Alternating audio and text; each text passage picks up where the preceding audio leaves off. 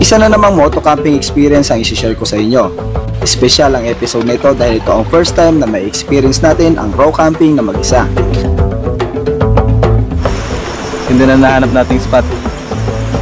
Napakaganda at nakakamanghang raw spot ang ating nadiskubre dito sa Rizal na may tahimik na kapaligiran at napakalinis na ilog. Tara at tuklasin natin ang ganda ng kapaligiran at mga biyayang hatid nito kasabay na mamasasaya at minsan ay nakakabang karanasan. Kung moto camping adventure ang hanap nyo ay tara at sabay-sabay nating puntahan ang mga gandang lugar na bigay sa atin ng kalikasan.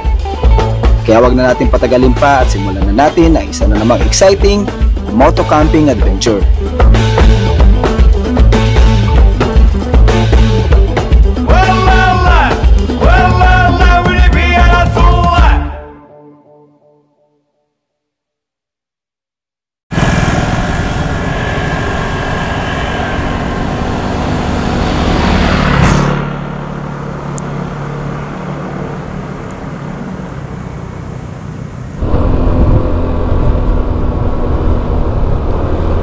Dito tayo ngayon sa kabahan ng Marilake at mag-adventure na naman tayo. Random adventure. Basta maghahanap lang tayo ng magandang spot. Kahit liblib yan, pupuntahan natin. So magbabaka sakali lang tayo, going to Infanta. Bahala na. Basta may makita tayong magandang spot na pwede nating mapag-campingan.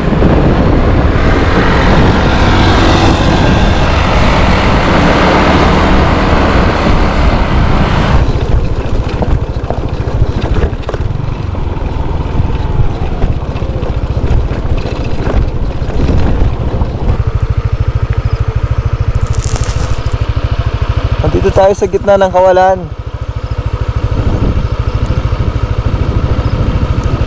Magandang araw nga pala sa inyo. Another adventure para sa vlog na to. At hindi ko alam kung nasaan ako. Lagpas ng Barangay Daraitan ay lumiko tayo pakaliwa doon sa rough road na nakita natin kanina.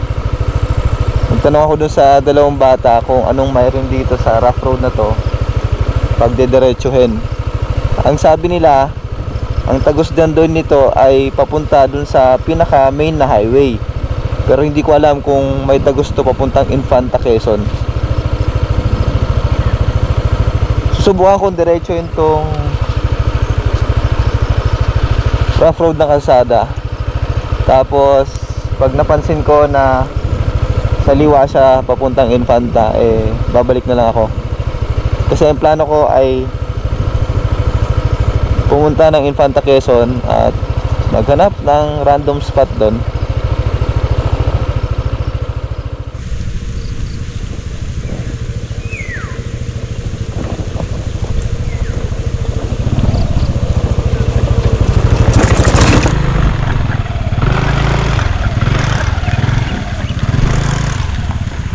Lusong.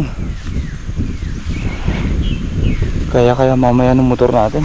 Bago natin ilusong yung motor natin, scout muna natin yung pababa kasi hindi natin sure kung kakayanin paakyat. Mahirap na. Ito yun naman yung putik. Yan o. Hindi naman siya madulas. Ang problema, matarik to eh.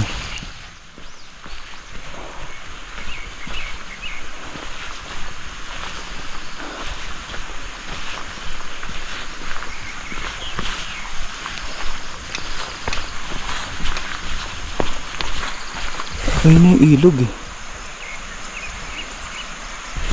Narinig ko na.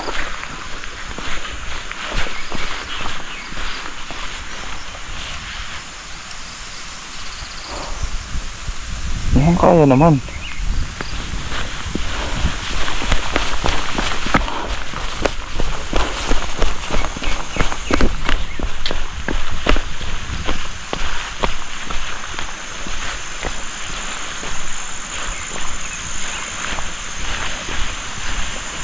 Ito na yung ilog.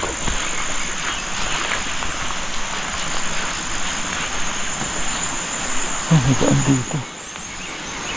Uy! Ganda!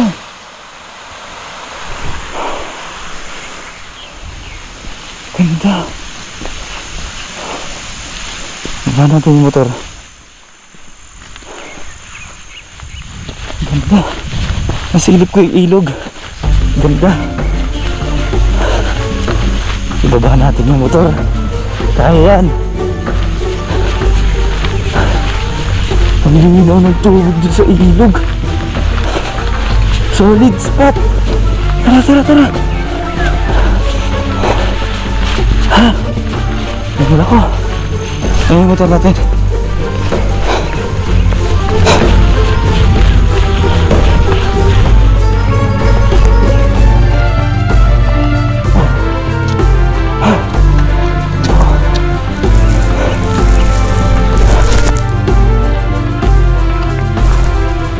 Kaya naman ng motor natin. Tara, baba tayo. Ang problema sa scooter, pag mga palusong na ganyan, walang engine brake. Kaya mag-rely lang talaga tayo sa preno natin. Grabe yung hingal ko.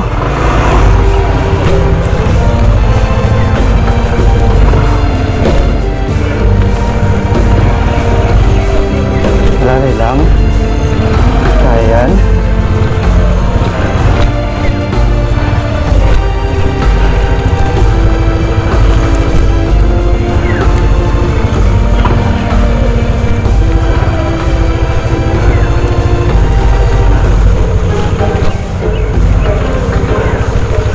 Hoop, yun na nga.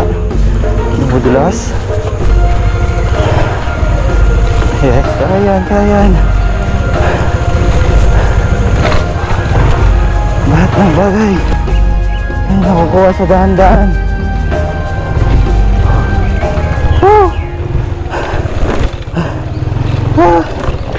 We made it.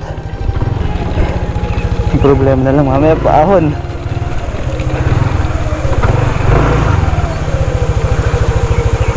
So meron ditong ilog, meron din dito sa kaliwa. Pero dito sa kaliwa meron pang trail. Dito wala na, pang tao na lang talaga pababa. At may bahay dun.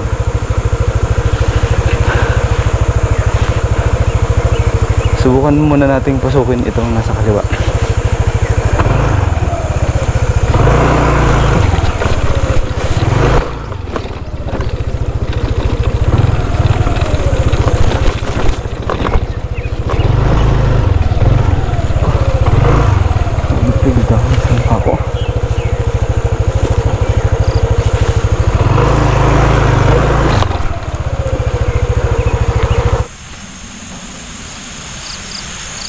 Uulan ka ba? Huwag naman, sana. Hirapan tayong umahon mamaya. Ayan na nga, umulan na. Wait lang. Iisip ko kung didiretso natin yun. Dito. Problema, umulan na. Yung ahonin kanina, hirapan tayo mamaya. Bahala na, diretso natin. Dito na tayo.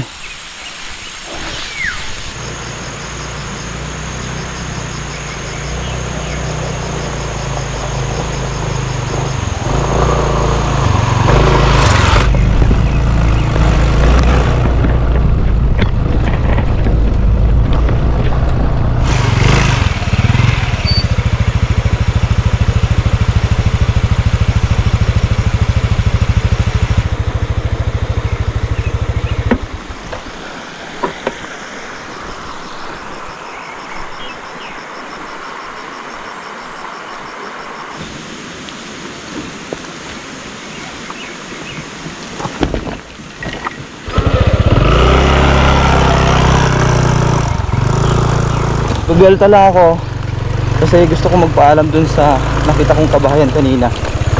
Papaalam lang tayo na baka pwedeng magpalipas ng oras dito sa ilog at iligo na rin para at least may abiso dito sa mga lokal. Alam na tayo. Ayun yung bahay. Mas maganda ko pala dito yung spot. Hindi nga lang, hindi maabot yung motor.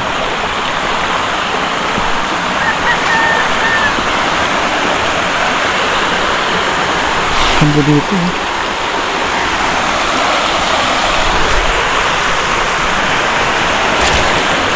Ito ang salin ko. Kailangan kong tumulay.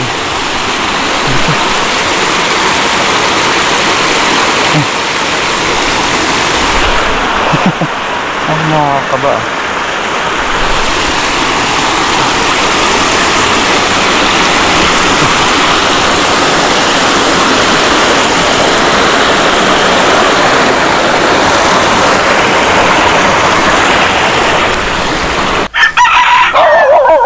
Hello po. Ay, ate, okay lang po ba makiligo dyan sa ilog? Okay lang po. Salamat po. Doon lang po ako sa may bandang gilid. Salamat po ate. Makikiligo lang po ako doon. Salamat po. Ay, ano pang name niyo, ma'am? Ma'am Michelle. Salamat po.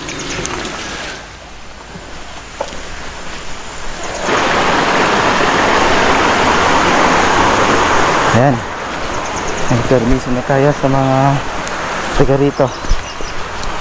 Paalam tayo kay Ma'am Michelle. Piligo lang tayo saglit sa kanilang napakagandang ilog. Napakalinis. Hindi na nahanap nating spot. Dito ko ilalagay yung motor ko. Tapos banda kasi dito merong bakanting space na pwede tayong magluto at maglatag ng tarp just in case na umulan. Ang problema wala tayong nabiling pagkain. Actually meron tayong baon at ganito sana ang plano ko. Magluluto ako ng ramen. Instant noodle siya pero lalagyan ko siya ng mga tunay na sahog. Ang plano ko ay bibili ako ng hipon, mga gulay, tapos may baon tayong itlog.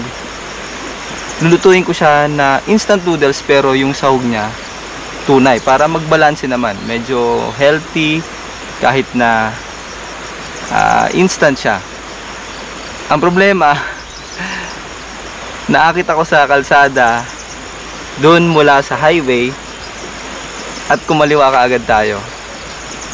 Sabi ko, sisilipin ko lang pero hindi ko naman ina-expect na ganito kaganda yung makikita natin. Kaya wala na tayong chance para lumabas pa. So, mangyayari nito as is, lulutuin ko na lang yung instant noodles ko. Tapos bahala na kung anong baon natin dyan. Importante, may magandang spot tayo. May isa na tayong kahoy na gagawin nating pole sa ating tarp. Hanap pa tayo ng isa pero puputulin ko to kasi medyo mahaba.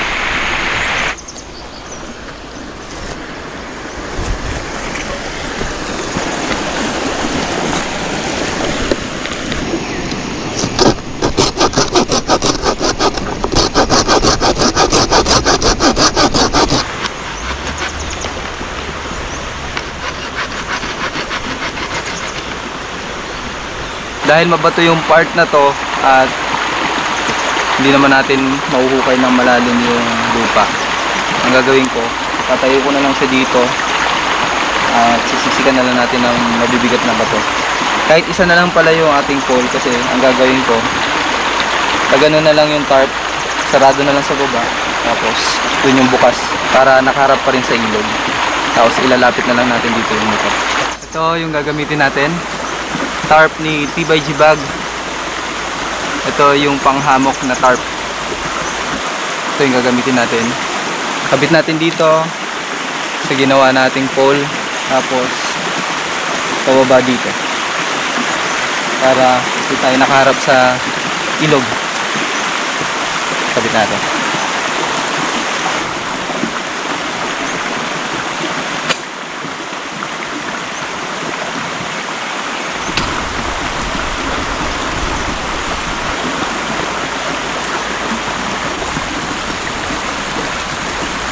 dyan sa gilid, pwede na siguro siyang itali dito sa bato. O ipitin na lang ng bato. Parang hindi na tayo gumamit ng pegs.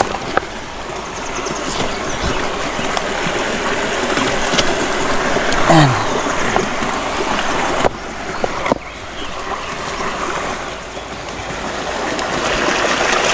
Hindi na tatangayin yan.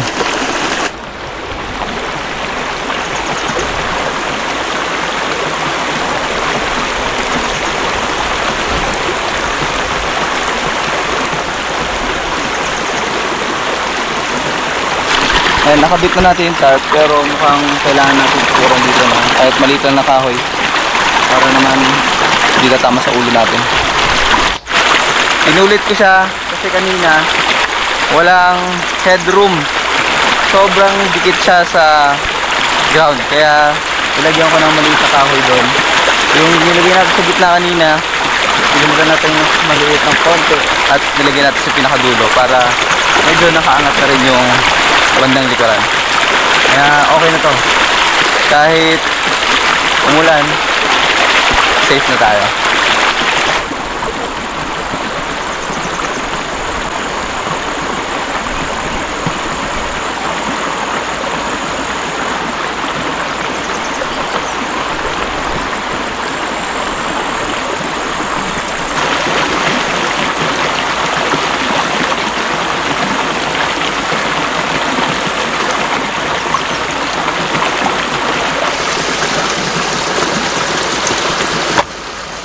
So far, ito pa lang yung na-invest natin na lutuan. 2 piraso. Meron kasi akong malaki sa bahay pero hindi siya ideal dalhin. Ito yung ating stove. Tapos itong 2 wooden na plato at mangkok. Ito mangkok, dual purpose. Ginagamit ko rin itong baso. Ito na rin yung inuman ko ng kape, tubig, etc. At ito naman yung lagayin ko ng ulam or di kaya lagayin ng sausawan, kasi direkto naman ako kumakain na dito. Ako lang naman mag-isa, so tinatansya ko na lang yung sain ko. So diretso na dito para isang hugasan na lang. At syempre ang aking water bladder. Yan, aming water bladder. Ito yung container natin ng ating tubig dahil lightweight siya. Tapos may sarili siyang case na nilagyan ko lang o DIY ko lang dun sa pinakaunahan ng motor natin. Nilagyan ko lang ng bracket para doon ko siya isusuksok. Thermal kasi yon, kaya pagka mainit yung panahon hindi siya exposed sa init, hindi ma-absorb nung tubig yung plastic material nung bladder na to. Tsaka pwede kang dumirekta uminom na dito. Ayan.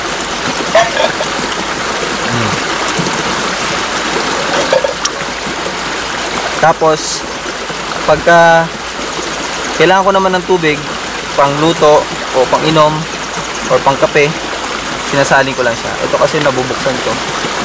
Yan, itong cover na to. So madali ko lang siya maisalin. Mas preferred ko to kaysa sa mga malalaking container kasi spacious masyado yun sa mga gamit natin, at alam mo naman natin limitado lang yung mga space natin na paglalagyan ng mga gamit, kaya mas okay sa akin to. Maximum capacity of 2.5, pero kaya mong siksikin hanggang 3 liters pag punong-puno siya. So mga kaya siya ng 2 araw. Bago ako magluto ng magiging lunch natin, i-clear ko muna itong space na to para ito ko ilalatag yung lutuan. Kahit dito na lang muna. Papantayin ko lang yung mga bato. Dito na ako magluluto. Ito na yung gagawin natin yung pinakamesa.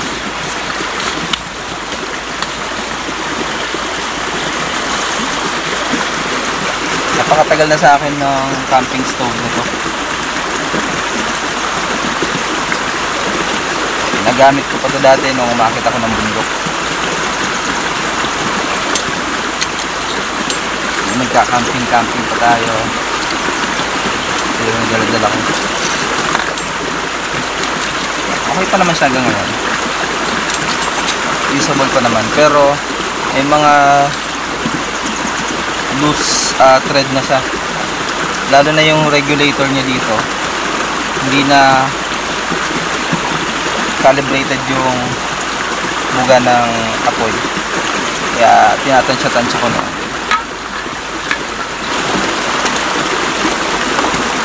So ito yung condiments natin. Sealed naman to. Ayan. May rubber sealing yung Tupperware na to. Dito lang to sa SM. Dito na yung mga condiments natin. Konti lang naman. Basic lang. Asin, paminta, at itong ating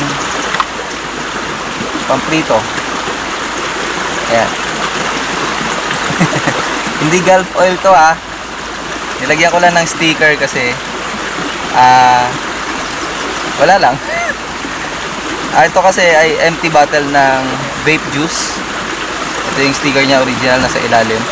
Pinatukan ko lang ng sticker ni Gulf kasi wala lang, gusto ko lang. Saka ayan o, shoutout sa Gulf oil. Ito yung lagi natin ginagamit sa ating motor. Sakto, at meron na silang fully synthetic para sa mga scooter. Yun yung pinakabit natin or nilagay natin sa ating motor ngayon, at talaga namang okay na okay yung kanyang performance. At ito yung ating mahiwagang seafood ramen na hindi naman natuloy sa pinaplano ko. Ito kasi yung gusto kong gayahin. Yung picture na to, bibili sana ako ng hipon, isang maliit na pusit, tapos mga seafoods na kung ano-ano, tapos saka natin iluluto. Wala, nagkabiglaan kasi tayo. Pero gagawin ko yan sa susunod na mga motocamp natin. Gusto ko to, yun o, bibili sana ako ng hipon talaga at saka pusit. O di kaya kung may mabili man tayong mga tahong, sarap sana nun no. Pero sa ngayon, magsasagaan muna natin tong Nissan Ramen Spicy Seafood para sigurado lang tayo. Kasi dito tayo sa loob ng tarp magluluto. Iaangat ko lang to. Mahirap na, baka abutin tayo ng apoy. Masunog pa yung ating T/G tarp. Pakaganda pa naman ito. At speaking of T/G nga pala, may share lang ako sa inyo about sa T/G bag version 3. Saan na yun? Ayan. Nag-aalala ako kanina kung saan ko ilalagay yung itlog na bibit-bitin ko. Kasi baka mabasag. Ngayon, naisip ko, bakit hindi ko siya ilagay dito? Total, loose naman yung kanyang compartment dito. At hindi ko naman siya ilalagay sa motor, o hindi ko naman siya ikakabit sa motor, yung bag na to, kasi nasa bewang ko lang to. Kaya, hindi siya ganun kaalog. Kaya dito ko nilagay yung ating nag-iisang itlog. Yan. Buo pa naman siguro siya. Ang alam ko na may ganitong packet na T/G bags, belt bag, ay yung version 2 at itong version 3. Net pouch siya na garterize yung kanyang pinaka strap dito sa gilid. Tapos yung kabila naman nito, sobrang lalim nito. Ayan. Then dito. Kaya yan butas at merong strap dito sa dulo kasi pwede mo ilagay dito yung water bottle mo. Pakita ko sa inyo. Ito yung water bottle, pwede nyo siyang pasok dito. Ayan. Ayan o. So, sa belt bag nyo, andyan yung mga importante yung gamit, yung mga dapat mabilis mong makuha, plus pwede ka pang magkaroon ng pang-hydrate mo sa mga biyahe mo kasi lalagyan mo siya ng tubigan. Ayan, T/G belt bag version 3.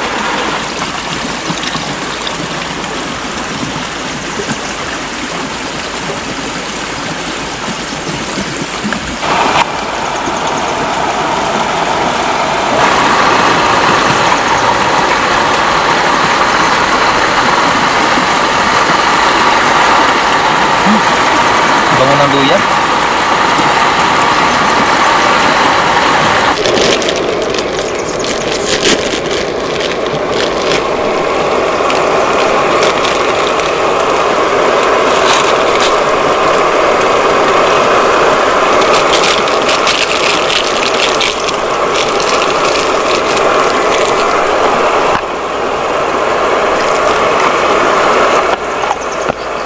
Share ko lang sa inyo yung gamit kong gulong sa aking NMAX Pico Cobra dual sport tire. Isa sa mga dahilan kung bakit medyo lumalakas yung loob ko na pumasok sa mga ganitong area, yung mapuputik, mababato, malubak, dahil sa gulong na to. Kasi since nagpalit ako nito, medyo naging confident na ako sa mga ganitong kalsada.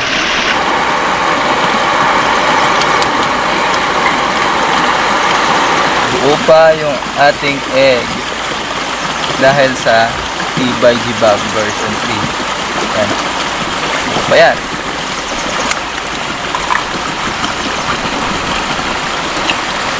Uy. Kaya pinatay ko na yung apoy bago ko ilagay yung itlog kasi gusto ko yung itlog malasado lang yung pagkakaluto. Hayaan ko muna siyang nakalubog sa mainit na tubig para mabuo pa yung kanyang yung pula niya. Tapos pagka hinati mo yan, may konting yolk pa sa loob kasi malasado yung pagkakaluto. Tapos kain na tayo. Tignan na ako. Ayun o, malasadong itlog.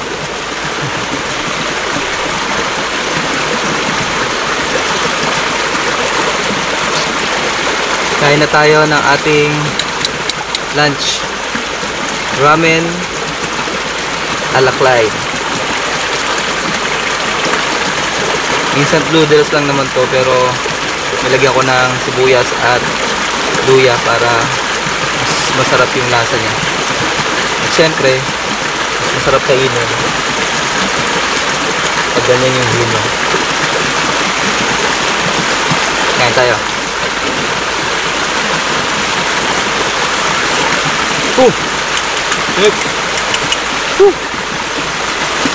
Saktong-sakto lang to. Medyo malilim na at maambon pa nga. Saktong-sakto. After natin kumain, malilim na tayo.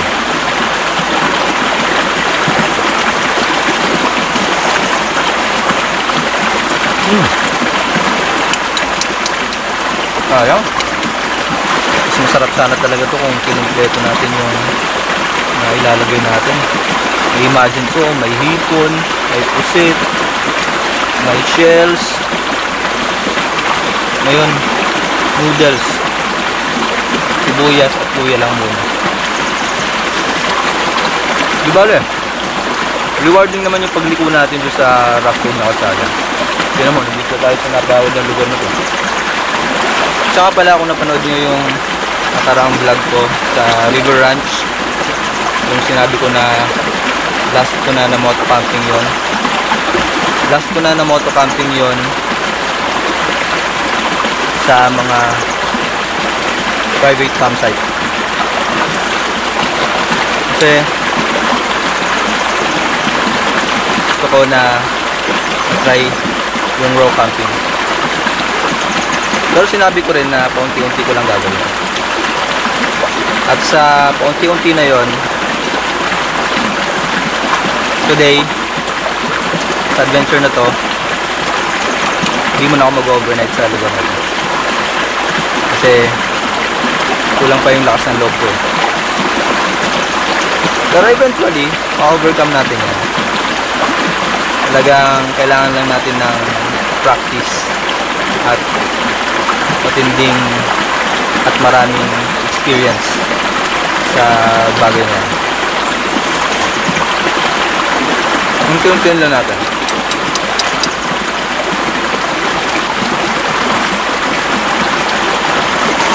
Gusto ko lang uli magpasalamat sa Sublimited Sportswear Apparel sa gumawa ng ating t-shirt. So, ang Kuripot Adventure na t-shirt. So, thank you Boss Adrian Napakaganda ng pagkagawa. Ito ay customized na t-shirt, design ko, pero pinagawa ko kay Sabdi. Sabdi kasi ay isang brand na sumusuporta sa mga vlogs natin. At si Sabdi rin ang nagbibigay ng mga riding jersey sa atin para may magagamit tayo sa mga adventure natin. Napag-isip-isip ko na why not gumawa ako ng sarili kong uniforme tuwing may lakad ako, para hindi na rin ako nahihirapang mag-isip ng susutin sa bawat lakad ko. Kung gusto nyo magpagawa ng customized na t-shirt, long sleeves o kahit ano pa man yan, uniforms, basketball jersey, kontakin nyo lang si Sublimited Sportswear Apparel. Search nyo lang sa Facebook, Sublimited Sportswear Apparel, at mag-PM lang kayo doon. Lahat ng klase ng uniforms eh gumagawa sila. Ang sarap ng ilog! Sarap! Woohoo! Ang sarap maligo! Ang lamig! Alam kong kapiraso lang to sa napaka daming magagandang lugar dito sa mundo. Pero sobrang na-appreciate ko yung mga ganito. Dahil kung sinasabi na ang kalikasan ay natural na libre para sa lahat. Walang bayad. Kasi ginawa to para sa atin naman talaga.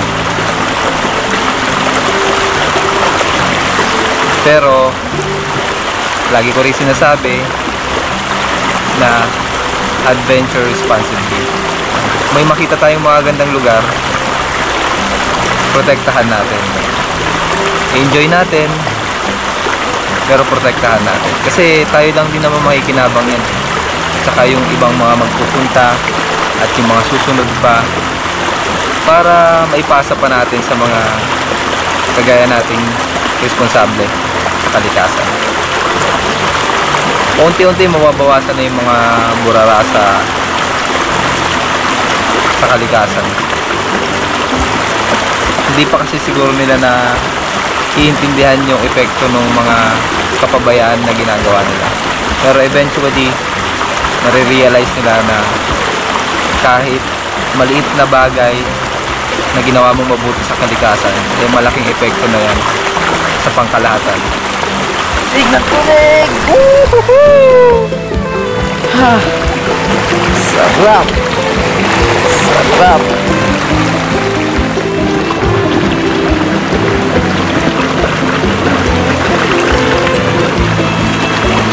Apple.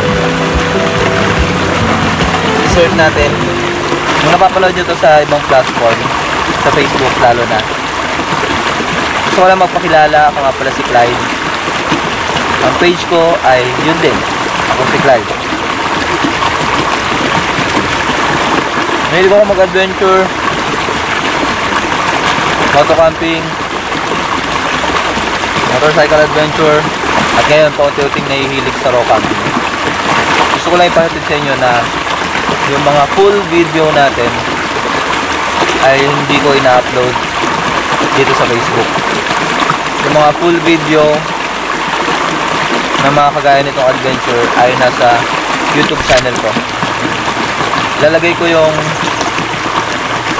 link dito sa comment section para kung sakaling magustuhan nyo man yung mga content ko ay pwede kayo mag-subscribe sa akin. Yung mga ganitong clips ay part lang ng long format video ko na naka-upload sa YouTube. Ang pangalan ko doon ay ako si Clyde YT. Kaya may YT kasi may kapangalan ako.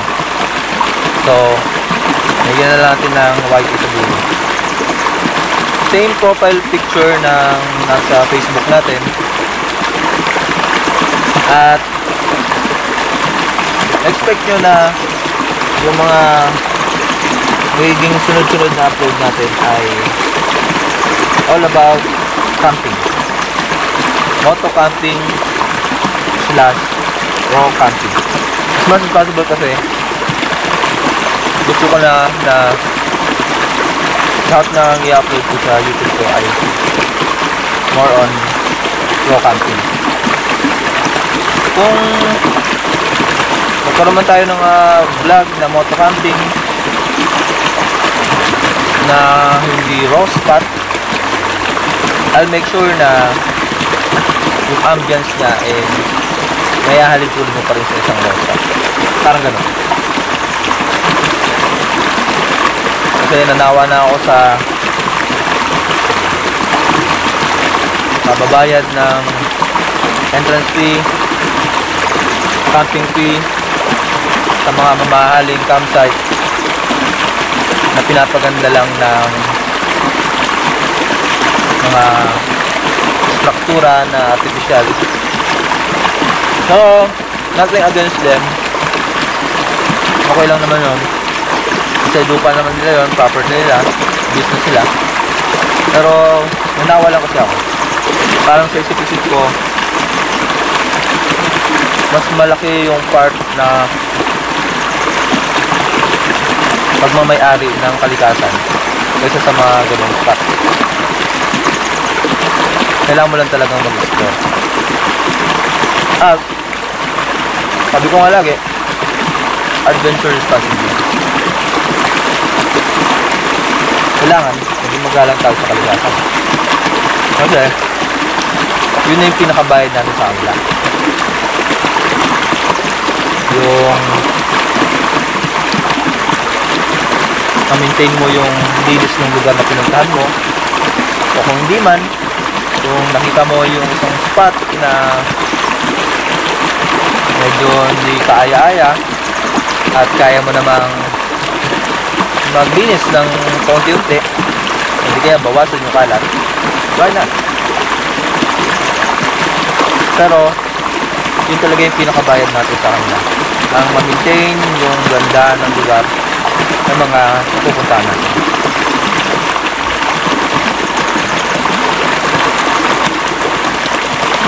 Check nyo na lang yung YouTube channel ko. Ako si Clyde YT. Nasa comment section yung link. Kung magustuhan nyo man yung mga uploads ko, at huwag nyo na panoorin yung mga dati kong mga uploads. Simulan nyo dun sa mga ito, yung part na to. At kung magustuhan nyo man, libre kayong mag-subscribe sa aking YouTube channel. Wala namang bayad yan. At pwede ka rin mag-comment kung trip mong mag-comment. Before, dalawang SOCMED yung ina-uploadan ko, Facebook at YouTube. Talagang parehas yan. Kung ano yung long format sa YouTube, yun din yung long format sa Facebook.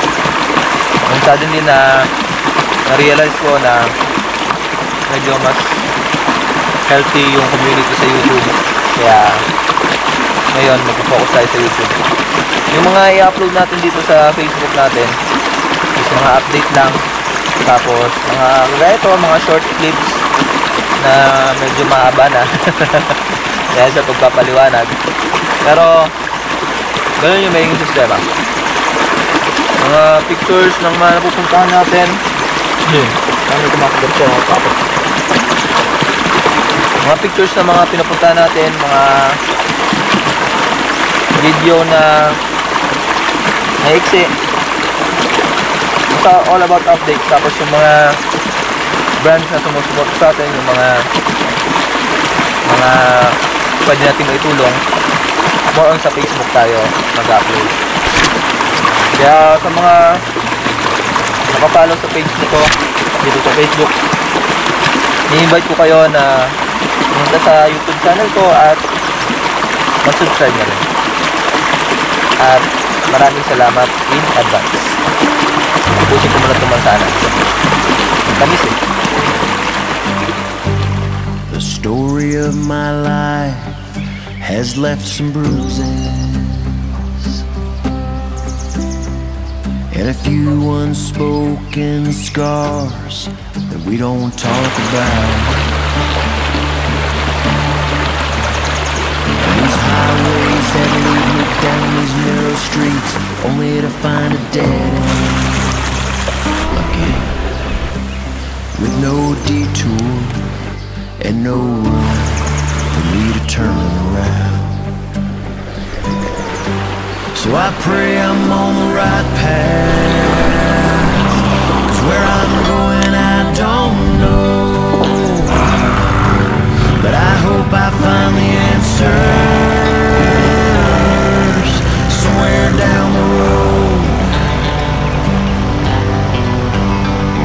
Gotta keep moving on, 'cause yesterday's gone. See what the future holds. Start the day and find my way somewhere down the road.